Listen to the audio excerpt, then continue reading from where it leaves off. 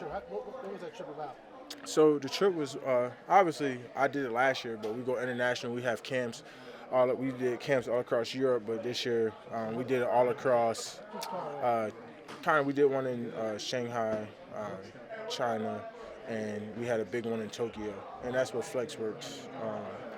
We're just trying to spread the brand of football, and then there's a lot of kids who are, you know, parents are in the army, so it's good for them to like see us and like their experience is great because obviously football is not so big down there. So I think it's always an amazing opportunity to do that. Sumo wrestling's big. Yeah, So what you think about that? nah, sumo's legit.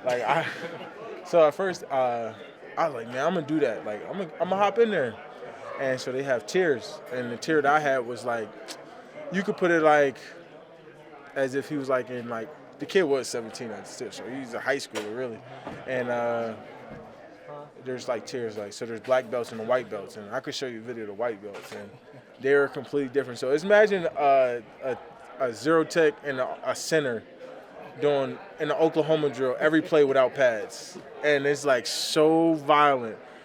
And they was like, you still want to do it? I was like, nope, that's a walking concussion. I was like, do you guys get a lot of concussions? It was like, yeah, but it's just a part of it. I was like, nah, it's not a part of my sport. I was like, so sumo wrestling is a completely different.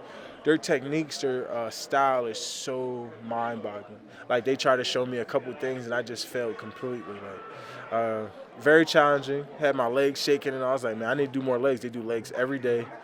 So, hitting them's like a brick wall, really. So I think they wouldn't be good offensive linemen because they can't move that well. But you put them in a zero tech, say, don't move, oh, man, that'd be great. So I'm recruiting some as we speak. All right, You so a lot of people you haven't been here as frequently as others. What was the thought process behind that? I mean, I think that's always been kind of my style. I think I really haven't been here since like my rookie season, so I don't think it's anything new. I think I always had like my own way of doing things, and defense is defense. I'm pretty much caught up on everything. I went over it. Paul was meeting up with me, the run game coordinator, so I really wasn't missing anything. So I feel like I was just getting better, getting stronger, getting faster.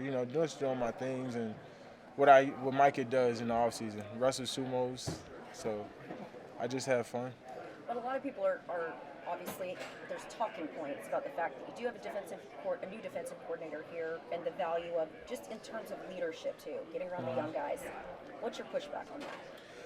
Yeah, I think the more years you have in, the more you understand that there's also like the business side to it, and whether I like it or not, there's rookies or people I came with that's not even here anymore. And I think that's what camp is for. I mean, there was a time where Aaron Donald didn't even go to camp and he won Defensive Player of the Year and he realized his team in the playoffs. Like, are we forgetting these times? Like, he wasn't, you're talking about the best defensive player, wasn't even in camp. And we're in mini camp, or a voluntary at that. So, camp would say something that's mandatory. So I'm just looking at a time for my body to heal. I'm an undersized rusher who gets banged up every year. So I'm just letting my body heal. I'm just trying to grow, strengthen, and really just get ready for the year. In the offseason, you had said, well, we're still in the offseason, you had talked about chemistry. There was some issues with chemistry. And then with you not being here as frequent, some would say, well, aren't you contradicting yourself when you talk about chemistry within this team? Well, I would say, you ever watch Remember the Titans? We're going to be in Oxnard a very, very long time. There's going to be a lot of chemistry in that building. And I think that's really the time where you see everything. Like, it's hard to really teach someone without pads or true contact or hand points. Like, it's just not realistic. We can't even touch each other. We're going to lose a draft pick or something like that. Like, it's outrageous. It's not even really, I think right now it's just more technique. It's a lot of walkthroughs right now, nothing to anything. So for my position where I'm at, it's a lot of individual. And I could be doing a lot of individual by myself or with my trainer. Have you talked to any veterans about this is the way you should do it or not do it? Like, do you have mentors that you've sort of said, what should I be doing with my body? Like, where does this come from? Well, understanding the business side of it too. Your body, this is all I have. This is all I have to offer the Cowboys. Before you sign a contract, you go through a physical. Before you do anything, before you're even on a team, you got to go through a physical. Like, this is your this is your engine. Like, this is where all my equity lies. I have no equity outside of this to offer them. So at the end, you got to understand, availability is the best ability. And if I'm not available when it really matters because I'm banged up or my body's not healing properly or I didn't get all the rehab and treatment that I need to be successful, then, you know, that's on me. It's not on them. They're just finding the next me, you know. So But pushback. What if other teammates started to do that? I think some do. Some people still do. They still go to other trainings outside of this. They still do that. Like, you know, it's a normality, really. I don't think one person just uses the team trainers and things like that. The building relationship part, how is that within the locker room and that kind of thing? Because when you talk about chemistry, you also think about that. I mean, you don't just build relationship in the locker room. I mean, me and Chauncey just went to Columbia together. And Sam was there too. I mean, I don't think a locker room is the only way I build chemistry with my teammates. Now, you're talking about rookies. I mean, I come in here and I sit in a Cub tub and I talk to some of the rookies. Like, just because I'm actively not here at the designated time doesn't mean I don't come in.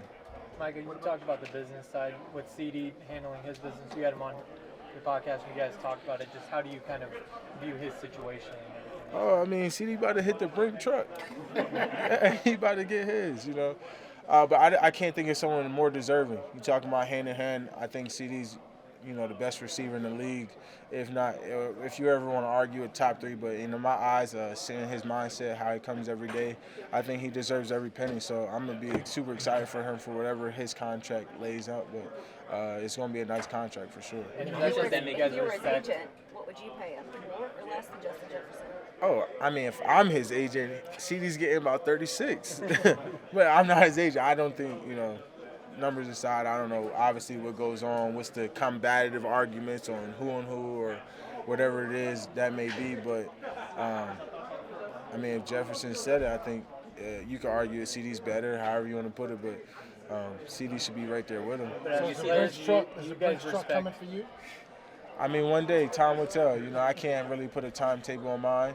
All I got to do is keep getting sacks, and, you know, that stuff's going to handle itself. As players, do you guys kind of respect when a player is holding out to handle his business in the way that he is? Yeah, you understand that business aspect. You know, why would CD come over here and pull a hamstring or, you know, God forbid anything just stupid happens and that ruins his equity in his body. That's his engine, you know. But CD's out getting better. You know, I got CD on everything. I know how hard he's training. He's super excited for this year. Just let the numbers handle numbers, and he'll be back. What about your conversations with Coach McCarthy this offseason? Having been here a little bit, how do you feel like your communication with him has been? Oh, me and Coach McCarthy are super well. We met for an hour or so just the other week. I think people don't understand how much more I think McCarthy's invested into me on becoming a leader and what he thinks I value the team and where we're headed. So I think me and McCarthy is really good, and I actually value our conversations and our relationship growing more as he's been here, and I think that's very powerful to me because, you know, obviously I think he's kind of took on the challenge of when Dan left to kind of be that voice for me, and I really appreciate that. Does it disappoint you at all that the team hasn't done more this offseason? You know, you mentioned on your podcast after the season ended about being all in and making all these big moves. Does that disappoint you at all? It doesn't disappoint me. If you kind of figure out how the money goes and how the contract goes, you kind of understand that business side.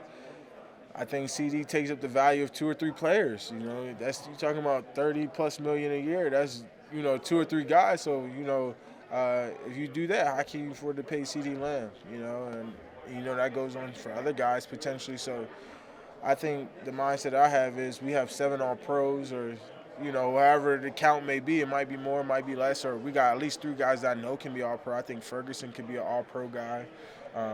You know, I think a lot of guys are going to have breakout years. So, you know, I think that plays a count to it too. You know, Tyler Smith, I think he'll be first-team All-Pro this year, and you got to think about him towards the future. So when you talk about all these guys, it just leads to say, hey, when are the other guys going to step up and be better for the team? In the old days, they would say you need to come to everything, right? All the voluntary, whatever, even though it was voluntary, you know. You think that's changing with this generation of players? I don't think it's changing, but I think some people definitely get paid to be here, and I don't think people take that into account either. Like, you know, some people get paid a whole bunch of money to be here, and some don't, and I'm not one of them. So. Right. That chatter of the old school mentality, everybody should be there, Micah should be there outside the building. Does that bother you? People say that?